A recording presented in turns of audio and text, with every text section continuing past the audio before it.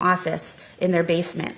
She texted, "Any chance you want to do takeout from 3V? I didn't cook anything. It's been a long day." This was an unusual request, as when the family ordered takeout, they'd usually go somewhere closer to home, but it was a place that they had been in the past. Patrick Clancy texted back yes, and then the defendant asked him to check the menu. At 5:06 p.m., the husband texted the defendant asking what she was going to get. She responded, "A Mediterranean power bowl."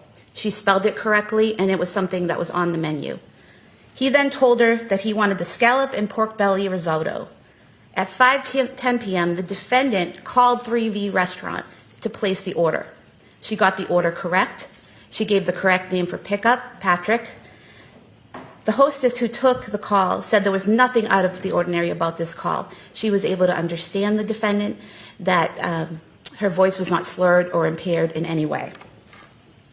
At 5:15 p.m., Patrick Clancy headed out the door to run these errands at the defendant's request. As he left, she texted him Pedialyte liquid stool softener. Surveillance footage shows Mr. Clancy at CVS on Summer Street in Kingston at 5:32 p.m.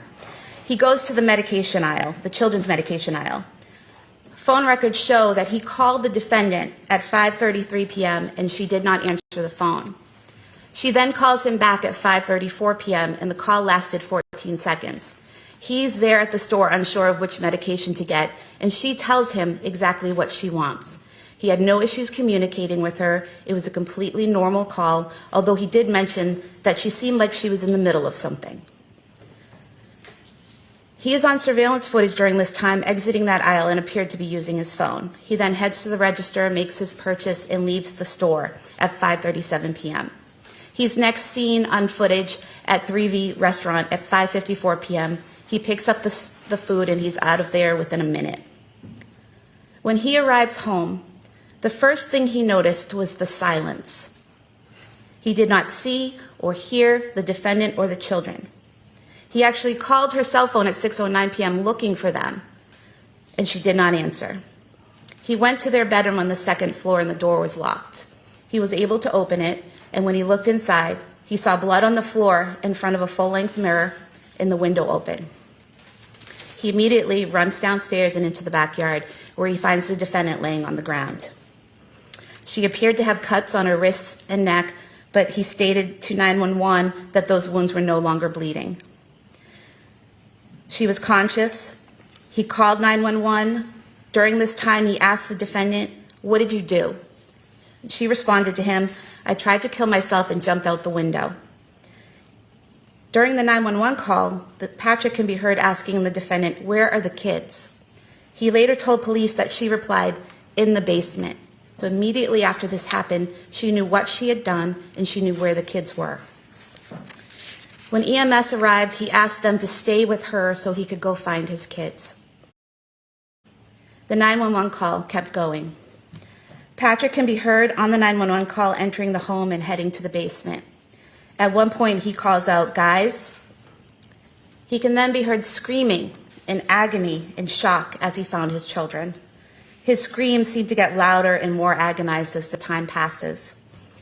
Cora and Callan were on the floor in the den area of the finished basement, which is to the left when you walk down the stairs, while Dawson was alone on the floor in his father's home office, which is to the right when you go down the stairs. Each child still had the exercise band that was used to strangle them tied around their necks when their father found them. Dawson and Callan were face down on the floor. Cora was on her side with her torso turned towards the floor. He removed the bands and begged them to breathe. He continued to scream uncontrollably and screamed for officers to come to the basement. The dispatchers are hearing this, and they send help down to the basement, and when they encounter Patrick, he yells out, "She killed the kids."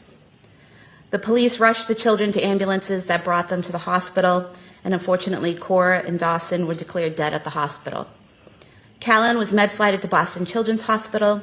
Medical staff was able to restart his pulse, but not his brain activity. He was placed on life support for several days before passing away. The defendant was transported to South Shore Hospital and then to a Boston area hospital where she remains. She sustained several broken bones in her back and her rib cage. Difficult timeline. Guest still with us. Lauren Vellucci, let me ask you, are you troubled at all about the plotting and the planning, the alleged plotting and planning where, hey, look, I'm going to send him out. I'm going to send him out on errands so I have time to do what I plan to do to these 3 children? I personally am not troubled at all because of the documented history.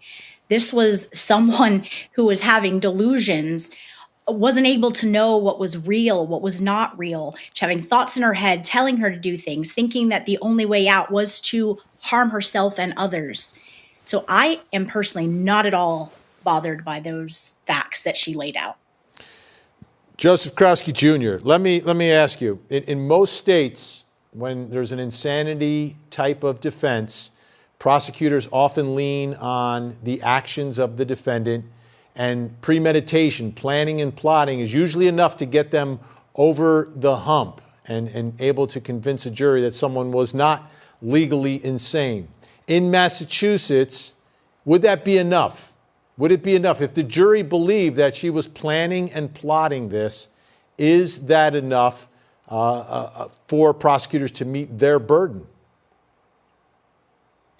So it's enough theoretically to meet their burden of deliberate premeditation as it relates to first-degree murder, but then they would have to then go on and convince the jury, again beyond a reasonable doubt, that this was not a byproduct of the mental illness. So in and of itself, it's not enough. And to that point about planning, there is a misconception that people that are mentally ill or suffering from some sort of psychosis are catatonic, that can't plan things, that can't do things. Well, of course they can. And as a matter of fact, there's nothing about that that's inconsistent with someone suffering from a mental disease or defect. So I know the government seems like they're going to lean in on it. I've watched a lot of the pretrial hearings and they've brought it up repetitively. But again, that's not inconsistent with someone that is mentally ill. Now, something else that we've heard, Lauren, in all of this, and prosecutors were very skeptical of the suicide attempt. What do you think the evidence shows here? Yes, she's in a wheelchair, but prosecutors seem to believe that they have evidence that she really didn't, like, throw herself out the window. She sort of shimmied down a little bit and then maybe fell. That is probably the biggest part to me. Now, I don't know. I haven't seen the evidence. I haven't seen if the slices on her wrist were vertical or they were horizontal. I don't know these intricate details. However, that is the one part that I will say someone on the jury could possibly get hung up on. But as you know, Vinny, I've worked in the system with DCF. I have seen so many mentally ill people. Unfortunately, and as Joseph said, this is not unusual for them to plan something out. They're capable of all of that.